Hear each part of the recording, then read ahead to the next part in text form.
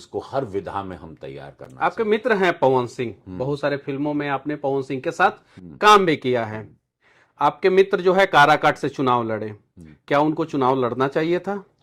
हम उनके कहले रहने की इंतजार करता, थोड़ा सा बीजेपी से लड़ जाता तुम, और बीजेपी माइंडेड ही बॉय, कंप्लीटली बीजेपी, उन्होंने बीजेपी का प्रचार कई समय से किया, लेकिन का भइलू नहीं मालूम, हम आखिरी समय तक उनको रोके थे। वो आसनसोल से टिकट दिलाने से तक हम सब जगह खड़े रहे उनके साथ।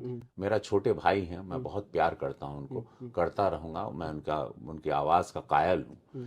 लेकिन वो फिर उसके बाद हम बात नहीं, जब बोले भैया अब रहे तब हम लड़म, निर्दलीय लड़म, हम कहले रहे कि मतलब मत उनका दिल निर्दयी हो गई और निर्दलीय। हम कहे रहे लेकिन नहीं लड़ना। हम बोले देखिए ये फैन एक अलग है, ये भीड़ एक अलग है, उसको वोटर तब्दील, उसमें वोटर खोजना, वोटर बनाना और वो विश्वास क्रिएट करना, और वो बिहार की ऑडियंस बहुत बहुत शार्प देखती है। भोजपुरी ऑडियंस, पूरे हर आदमी जो वोट देता है वो खुद एक नेता है। उपेंद्र कुशवाहा को जिसको पवन सिंह ने हराया है, ये बात सही है।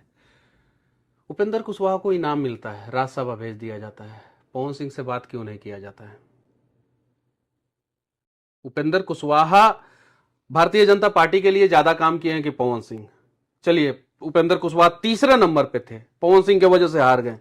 पवन सिंह को भी तो इनाम के रूप में राज्यसभा भेजा जा सकता था। पवन बतिए उन्हें नहीं, उनके आवे के चाहे दिल्ली मिले के, आला कमान से मिले के चाहते रहे, मिले कि नहीं ये हमको मालूम नहीं, क्योंकि हमारे टच में नहीं रहे। चुनाव के बाद से वो हमारे टच में नहीं, मैं भी विदेश चला गया था, लेकिन दिल्ली आके उनको मिलना चाहिए था।